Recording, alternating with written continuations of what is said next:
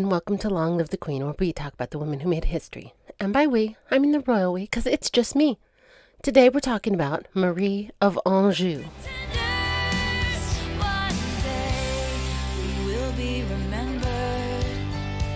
Marie of Anjou entered the world on October 14, 1404, under the golden light of a French autumn. It was a year of queens, Anne of Burgundy, who rubbed elbows with Joan of Arc, and Joan Beaufort, whose beauty captivated a king from a tower window. Check out their episodes for that tea. Marie's father, Louis II, Duke of Anjou, was a nobleman, perpetually stressed about dynastic chess moves. Her mother, Yolande of Aragon, a political juggernaut with the don't test me vibe that could silence a room. She was formidable. Yolande was the mastermind behind many a throne, and Marie inherited that grit. And fun fact, Marie was the aunt of Margaret of Anjou, the she-wolf queen of England. Yes, the medieval family wreath is more like a tangled vine, because everyone's related, and it's gloriously messy. Marie was born into a bustling nursery, the second child after her brother Louis. Soon, 2 more brothers and a sister arrived, including Renee, who fathered the fierce Margaret of Anjou. This was a family poised for power, but the stage was already set for chaos. France, in 1404, was a fractured kingdom, bleeding from the 100 Years' War with England, and teetering on the edge of a civil war for themselves. Marie's cradle rocked to the rhythm of ambition and danger. By age 9, Marie was already a pawn in the great Game of Thrones. No fairy tale prince swept her off her feet. Instead, she was betrothed to 10-year-old Charles, a scrawny Valois prince who was, frankly, nobody's first pick. He wasn't the heir, or even the spare. He was the spare's spare, fourth in line to the French throne, after his father and his 2 brothers. Their engagement wasn't a love story. It was a calculated alliance, a move to secure Anjou's loyalty to the Valois crown.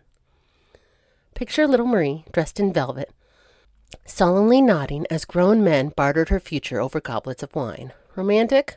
Hardly. Strategic? Absolutely. Charles' family was a mess. His older brother Louis was the current Dauphin, the heir apparent. But he was Dauphin number 3. 2 elder brothers, both named Charles, had already met grim fates. One died at 2 months, the other at 9 years. The Valois were hell-bent on making a Charles VII, recycling that name like it was the royal brand, but not as often as they recycled Louis. But the crown was a cursed prize. France was split between factions, the Armagnacs, loyal to the Valois, and the Burgundians, cozying up to English Henry V, who was about to unleash hell. The Dauphin dominoes fell in 1415. The winds of war howled louder. Henry V, England's golden warrior king, invaded France, aiming for the crown. Charles's brother, Prince Louis, 18 and brimming with youthful bravado, joined their father near the front lines. He never made it to the infamous Battle of Agincourt, where the French knights drowned in mud under English arrows. Instead, Louis met a less cinematic end: dysentery. Yes, death by diarrhea, a grim reminder that medieval glory often ended in a latrine. Here at Long Live the Queen, we support clean water, kids. With Louis gone, the next Dauphin was Prince John, Marie's soon-to-be brother-in-law, but fate was in a mood. 2 years later, in 1417, John, also 18, succumbed to abscesses in the brain. Sounds medical, right? Except brain abscesses was medieval code for, we don't know, but poison's not off the table.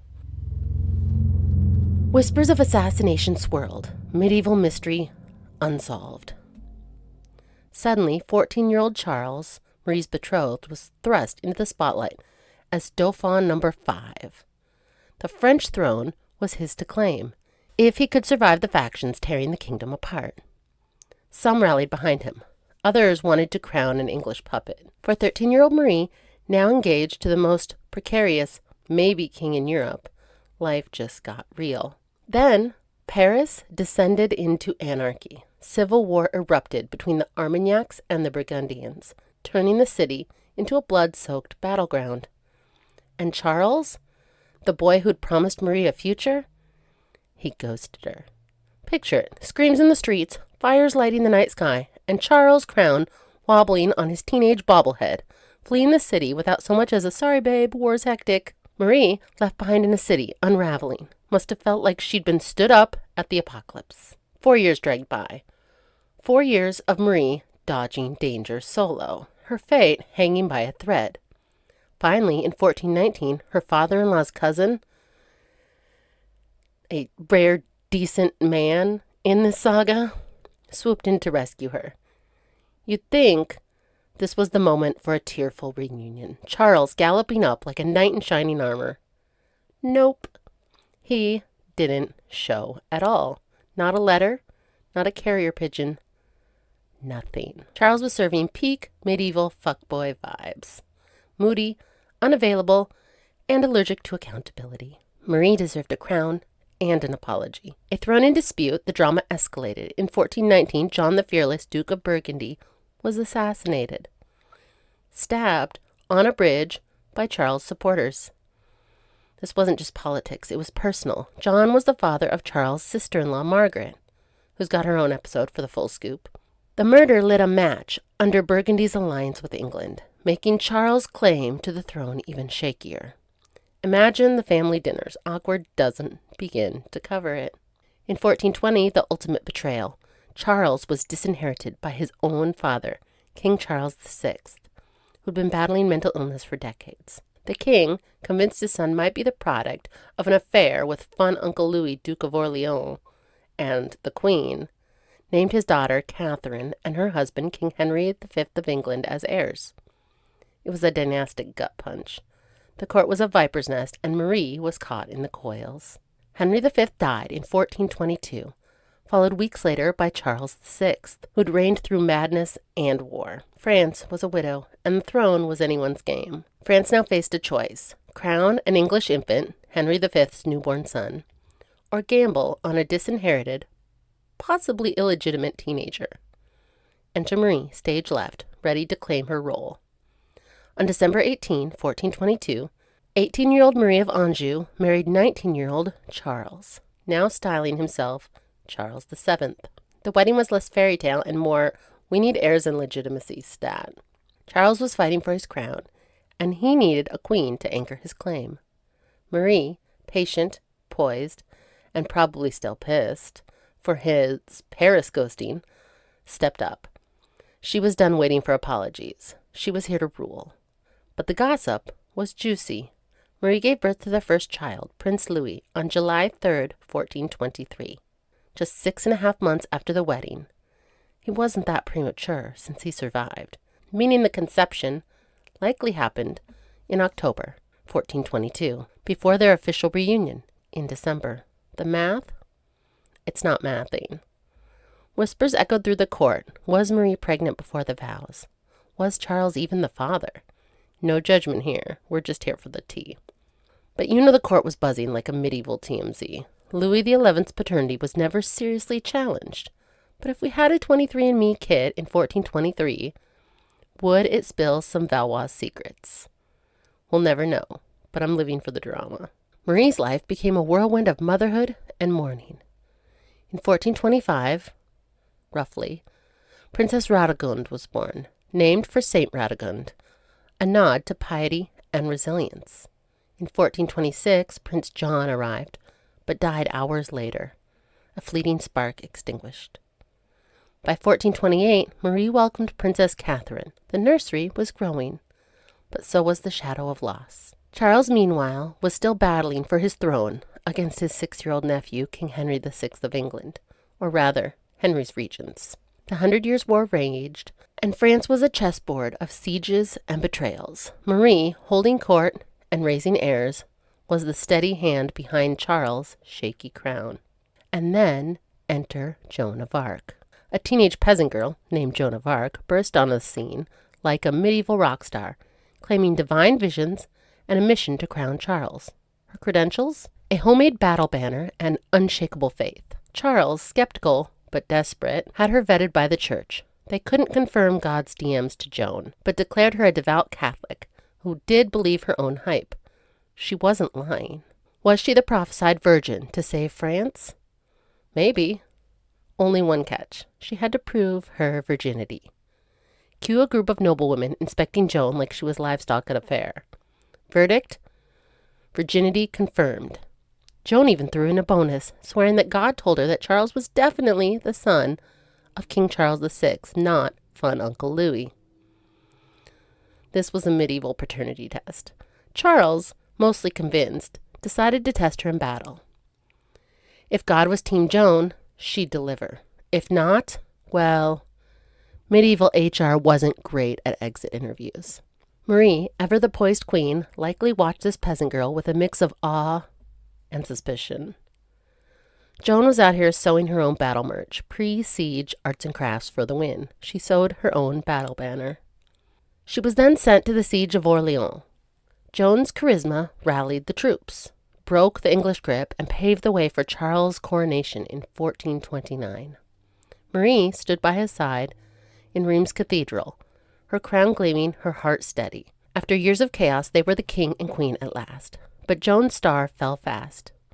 Captured by the English in 1430, she was tried for heresy and burned at the stake on May 30, 1431, at just 19. Charles? He didn't lift a finger to save her. The girl who'd handed him the crown on a silver platter was now a political liability, and he ghosted her harder than he had ghosted Marie in Paris. Awkward doesn't begin to cover it. He was no one's ride or die. While Joan's saga unfolded, Marie was busy building a dynasty. In 1432, she gave birth to Prince James. In 1434, Princess Yolande arrived, named for her formidable grandmother. May 1435 brought Princess Joan, followed by Prince Philip in February of 1436, 4 babies in 4 years. Marie was a queen, a mother, and a machine. But medieval nurseries were battlegrounds of their own. Philip died at 4 months, a cruel blow in an era where infant mortality was a specter at every cradle. By 1436, Marie's surviving children were Prince Louis, 13, Princess Radegonde, 11, Princess Catherine, 8, Prince James, 4, Princess Yolande, 2, and Princess Joan, 1. Queen Marie was pregnant again, her body a vessel for France's future. But loss struck anew. James died at 4 or 5, likely from an illness or an accident, leaving Louis as the sole male heir. The weight of the crown rested on a 12-year-old's shoulders, and the court probably bubble-wrapped him for safekeeping. To secure the dynasty, Charles arranged Louis's marriage to 11-and-a-half-year-old Princess Margaret of Scotland, daughter of King James I. The wedding in June 1436 was a geopolitical flex, France and Scotland teaming up against England. But it was no fairy tale either. Louis, nearly 13, was hitting puberty. Margaret, tiny and doll-like, was a child in a corset. King Charles showed up to the ceremony in riding clothes, spurs clinking, then hustled the Scots out to avoid footing the bill for a lavish feast. Rude? Yes. But France was broke, and Charles would rather look tacky than poor. Marie's nursery kept growing, but the patriarchy wasn't impressed. In May 1437, she birthed Princess Margaret, who died at 14 months. In September 1438, she delivered twins, Princesses Joan and Marie, both healthy, though Marie died at 5 months. By 1441, Princess Isabella arrived, but she didn't survive infancy. In 1442, Princess Magdalena was born, another girl. The court whispered, where was the spare? 1 son and 5 daughters. Radegonde, Catherine, Yolande, Joan, and Magdalena were a dynastic disappointment in a world obsessed with male heirs. Marie bore the blame, her body scrutinized like a faulty crown jewel. Then a new player sashayed into court, Agnes Sorel, a 20-year-old lady's maid with a steal-your-man energy and a wardrobe that screamed scandal. Agnes invented the one-breast-out dress. Yes, a single breast, bared, like a medieval Instagram flex. Tacky? Sure. Effective? Devastatingly so. She was named Lady-in-Waiting to Queen Marie, a slap disguised as protocol. Charles, mired in depression and daddy issues, was barely functioning. Enter Agnes, glowing like a Renaissance influencer, and suddenly he is smiling again. She was royal Prozac in a velvet dress, and the court noticed. In 1444, Agnes bore a daughter, the king's daughter, named Marie. Named probably after the Virgin Mary, sure. but also appointed jab at the queen, who also shared that name and who'd lost a daughter of the same name. Worse, Queen Marie was pregnant at the time, her third trimester overshadowed by her husband's mistress. The blows kept coming. In 1445, Princess Radegund, 14, died after a pilgrimage, her body weakened by fever. 5 months later, Princess Margaret of Scotland, Louis's 20-year-old wife, succumbed to inflamed lungs after a pilgrimage and a public shaming for alleged infidelity. Poison? Maybe. Louis wasn't crying. He'd never wanted this doll-like bride. Over in England, another bid for peace. Marie's 15-year-old niece was being sent to England to marry her husband's rival for the throne. Check out that drama in Margaret of Anjou's episode. In 1446, Princess Catherine, 17, died in Burgundy, likely of tuberculosis, her delicate health crushed by a nomadic court. Amid this grief, Marie, 42, gave birth to a son, Prince Charles, in December 1446. A spare, at last. But the joy was fleeting. 14 days later, 6-year-old Princess Joan, one of the twins, the last remaining twin, died. Marie had now lost 9 of her 14 children. Her heart a battlefield of love and loss. Agnes, meanwhile, was thriving. She bore Charles 2 more daughters, Charlotte and Jeanne, and she was named official royal mistress, a public humiliation for Queen Marie. Her one-breast dress became a trend, her influence undeniable. Louis, now 23, despised his father's mistress Agnes, who was just a year older than him. The "you're not my mom" vibes were very strong. Charles, fed up with his son's rebellion, banished Louis from court. The prince never returned, nursing his grudge from afar. In February 1450, Agnes was 28 and pregnant with her 4th child. She joined King Charles on campaign because she missed him. Days after arriving, she fell ill. Dysentery. Or, perhaps, poison. She went into premature labor and died, her baby with her. Whispers pointed to Prince Louis, but no proof emerged. Marie, now 46, had outlived her rival. Agnes' iconic breast was history, but her shadow lingered. In 1451, Louis, 27, married 8-year-old Charlotte of Savoy without his father's permission. A bold, yet creepy move. Charles was livid, and Louis neglected his child bride, which is honestly probably best-case scenarios for child briding. By 1458, Marie became the grandmother at 54, though Louis's first 3 children with Charlotte died young. In 1461, Princess Anne, the first surviving grandchild, was born. That same year, Charles VII's health collapsed. A leg sore, diabetes perhaps, and a jaw abscess that left him delirious. Convinced of betrayal, unable to swallow, he starved to death in July 1461, summoning Prince Louis to no avail. Charles' legacy? Ending the 100 Years' War, ghosting Joan of Arc, and yes, Agnes Sorel's infamous breast, immortalized in art and gossip. Marie, now Dowager Queen, stood tall. Her son Louis XI, the Universal Spider, took the throne. Her niece, Margaret of Anjou, ousted as England's queen after Civil War, sought refuge at French court, reuniting with her French family. The queen's final act, in 1462, at 58, Marie proved she was no retiring widow. Louis sent her on a pilgrimage to Spain, a cover for a secret diplomatic mission, allegedly. Picture Marie, cloaked in furs, braving the snowy passes, praying at cathedrals by day, and negotiating alliances over wine by night. She was 007 in a wimple, dodging spies and outsmarting diplomats. Was she securing Spain's support against England? Sussing out marriage prospects? The records are coy, but the vibes scream espionage. Marie was thriving, proving age was just a number when you're a queen with game. Tragically, this mission may have been her last. In winter 1463, en route home, Marie fell ill at 59. She died, her body laid to rest beside her husband, King Charles VII. Agnes Sorel wasn't there. Mic drop. Marie's mark wasn't just in crowns or spies. She poured her soul into illuminated manuscripts, gold-leaf books of hours that were medieval France's Instagram. These treasures preserved art and faith, a testament to Marie's quiet passion amid chaos. She wasn't loud, but her love for beauty spoke volumes. She was survived by her children, King Louis XI, 40, Princess Yolande, 27, Princess Joan, 26, Princess Magdalena, 17, and Prince Charles, 14.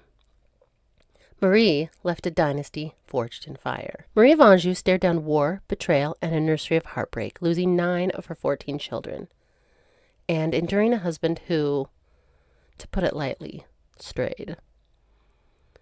Yet she shaped France with resilience and grace, from coronation to espionage. Agnes Sorel's episode spills more tea, but Marie's story is the real epic. A queen who outlasted her rivals and rewrote her ending. What did you think of Marie of Anjou? You can share your thoughts with me at longlivethequeenpodcast@gmail.com. Slide into my DMs on Facebook or Instagram at Long Live the Queen Podcast, or join the Royal Court on Patreon for ad-free episodes and bonus content. The link is in the show description. We're wrapping up Season 2 of The Hollow Crown there this week. Long live to all the queens out there, and until next time, bye.